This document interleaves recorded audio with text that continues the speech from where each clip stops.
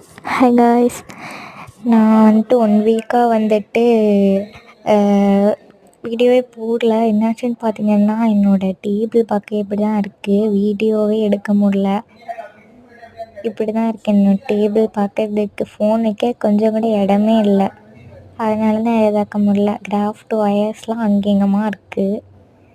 அப்புறமா இது என் ஃப்ரெண்ட் எனக்கு ஆசையாக கொடுத்தது.